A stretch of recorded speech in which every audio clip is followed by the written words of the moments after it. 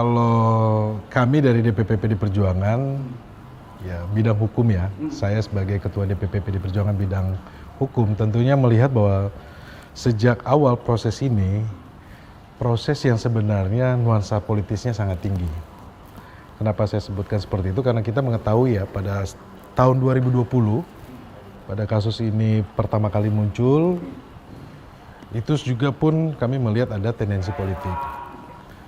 Karena mencoba untuk memframing pada PD Perjuangan lah.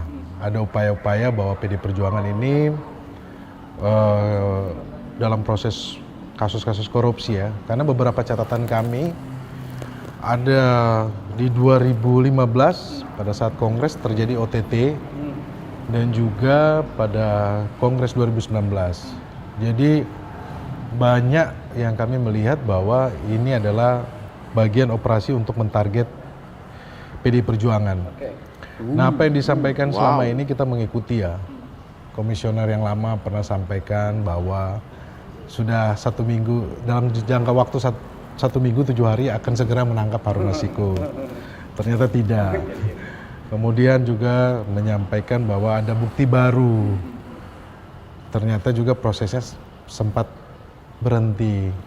Nah ini kan yang kami melihat bahwa keanehan ya, sejak 2020 kemudian ketika Sekjen PD Perjuangan Mas Hasto Kristianto menyampaikan kritik terhadap mantan Presiden Jokowi ya akibat cawe-cawe terhadap putusan Mahkamah Konstitusi, kemudian kritik terhadap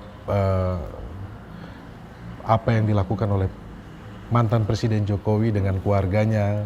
Dan kita lihat bagaimana terakhir di proses pilkada juga kami melihat masih ada cawe-cawe dari mantan Presiden Jokowi. Tentunya ketika Sekjen PD Perjuangan Mas Hasto Kristianto menyampaikan kritik tersebut, maka kasus Harun Masiku ini akan naik lagi. Kemudian dalam catatan kami bahwa ada terakhir ini sprindik baru lagi yang keluar tanggal 23 Desember 2024. Jadi catatan kami udah ada 4 sprindik nih yang dipakai ini. Sprindik 2020, kemudian sprindik 2020 itu kan sudah diuji di persidangan, sudah ingkrah, dan tidak ada satupun bukti dari para terdakwa dalam putusan itu ada kaitannya dengan Mas Hasto Kristianto. Karena fakta persidangan, uang itu bukan dari Mas Hasto Kristianto, itu uang dari Harun Masiku. Itu sudah fakta persidangan dan sudah menjadi putusan yang sudah ingkrah. Kalau ada bahasa memerintahkan, mengondisikan. Tidak ada. Karena itu kan semua diuji, terbuka secara umum, dan di bawah sumpah. Hakim kan ada 3 orang, ada jaksa penuntut umum. Dan juga ada publik yang saat itu ikut mengawasi. Nah kemudian yang kami heran ini kan ketika tiba-tiba ada sprindik lagi baru 23 Desember 2024. Kami coba kaitkan bahwa PDI Perjuangan pada awal Desember, tanggal 4 Desember 2024, kami akan mengeluarkan keputusan untuk mengevaluasi, memberikan keputusan terhadap kader-kader yang tidak menjalankan cita-cita partai, tidak menjalankan anggaran dasar, anggaran rumah tangga partai, yaitu melakukan keputusan terkait dengan disiplin anggota partai. Dari keputusan tersebut, tanggal 4 Desember kami sempat menyampaikan bahwa nanti kita akan sampaikan itu tanggal 17 Desember kan. Nah, dalam perjalanan ketika 4 Desember kami belum sampaikan kepada publik, itu banyak sekali tekanan. Bung Jaya bisa lihat bagaimana di sosial media menyerang PDI Perjuangan, mendeskripsikan PDI Perjuangan, itu sangat masif ya.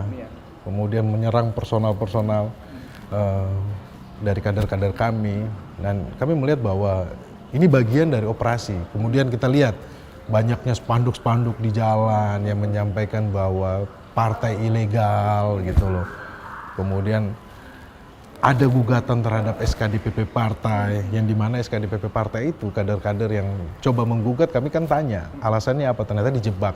Mereka itu diminta untuk tanda tangan untuk mendukung demokrasi. Ternyata tanda tangan itu dipakai untuk menggugat partai. Itu ada 5 gugatan, dan mereka langsung cabut secara sadar gitu loh, langsung mencabut. Jadi inilah yang Ibu sampaikan bahwa ada yang mencoba untuk mengaut-aut partai. Mengaut-aut partai. Nah, Dan puncaknya ketika tanggal 16 Desember, Sekjen PD Perjuangan ya, kami DPP PD Perjuangan melalui bidang kehormatan, Pak Komarudin Watubun, mengumumkan pemecatan mantan Presiden Pak Jokowi, kemudian Gibran dan juga Bobi dan kader-kader yang lainnya.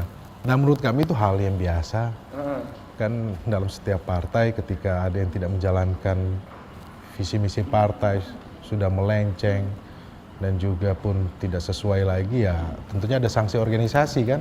Ya tapi kami mendengar bahwa sebelum pemecatan tanggal 16 itu ada yang mencoba untuk menyampaikan bahwa Sekjen PD Perjuangan untuk mundur gitu loh, dan minta supaya Presiden Jokowi ini tidak dipecat dari PD Perjuangan. Tapi kan kita sudah memberikan keputusan kan. Jadi ya ini yang mau kita sampaikan kepada seluruh kader, simpatisan, keluarga besar PD Perjuangan.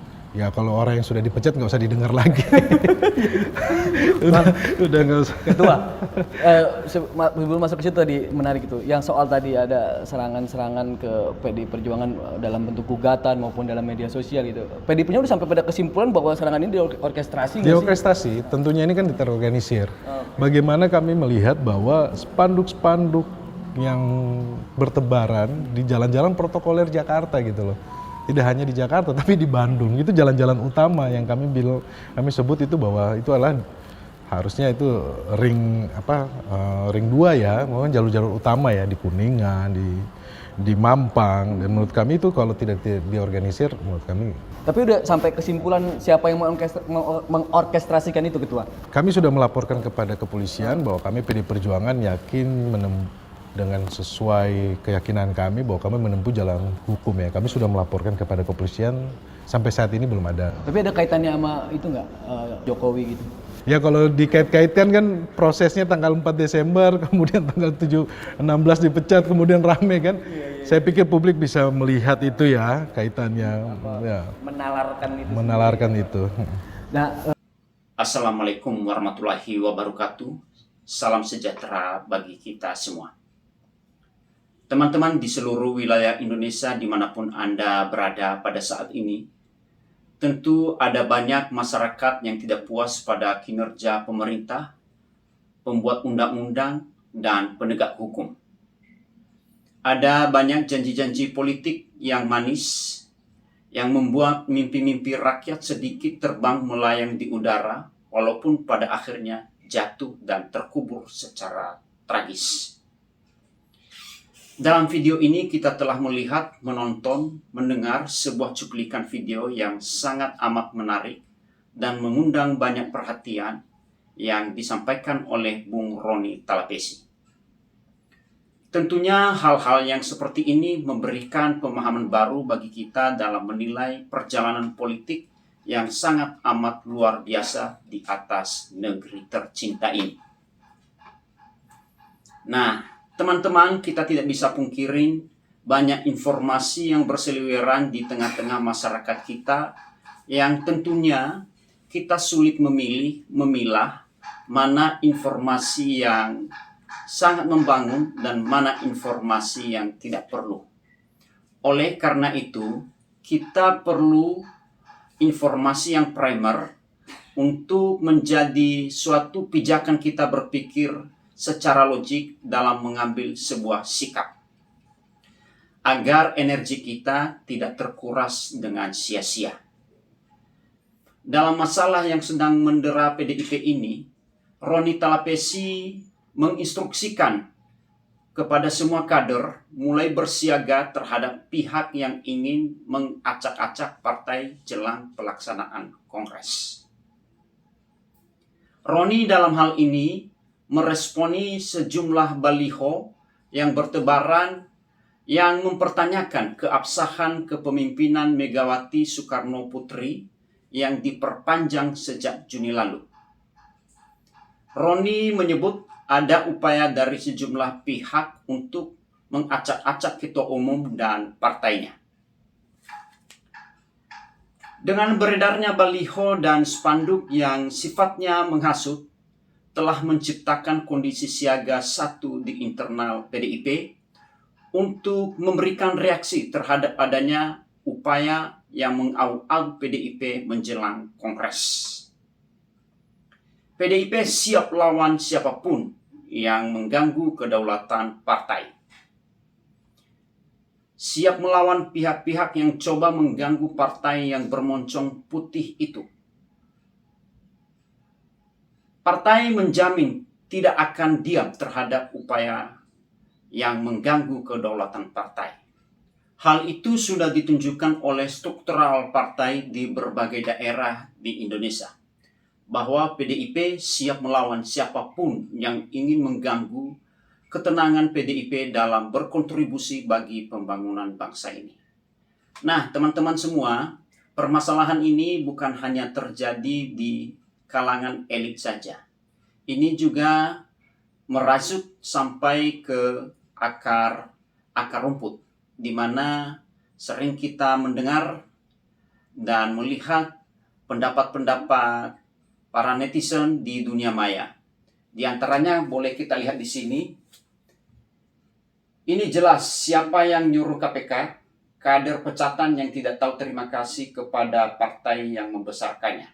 Ya, tentu saja dalam hal ini ada yang pro dan ada yang kontrak ya. Ya, kita lihat saja sampai di bawahnya. Kasus penyuapan itu nyata, jadi jangan membela diri lagi. Ya, ini lagi. Selama ketua dan kepala polisinya anti Jokowi, nggak bakalan benar. Rubah lagi undang-undang pelemahan KPK biar nggak di bawah arahan presiden.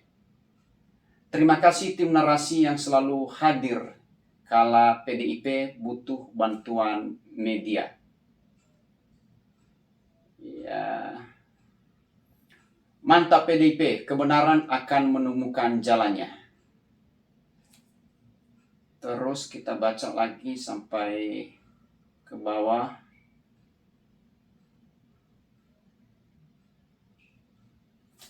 Nah, ini dia kenapa si Mulyono masih otak-atik KPK. Ya, macam-macam ininya ya, pendapatnya ya. Berebut daging. Makanya kalau berpolitik itu bersih biar nggak ada celah untuk didiskriminalisasi. KPK milik Jokowi, negara milik Jokowi, polisi milik Jokowi. Aduh, luar biasa macam-macam ya. Udah tangkap aja Hasto, pengen tahu dia punya video apa, nggak usah banyak drama. Kalah sama Tommy Lembong yang nggak punya partai. Ya. KPK sebelumnya edisi siapa dong? Partai Kebo selalu mencoba mentorpedo Pak Jokowi dari belakang. Kalau KPK yang sekarang bebas intervensi. Ya, macam-macam ya. Jokowi, Mega sama aja, murid dan guru, 11-12. Ya, itulah pendapat netizen di dunia maya ya. Nah, teman-teman, demikianlah dari saya. Jikalau ada pendapat dari teman-teman boleh ditulis di kolom komentar di bawah. Dan jikalau ada salah-salah kata, mohon maaf. Terima kasih.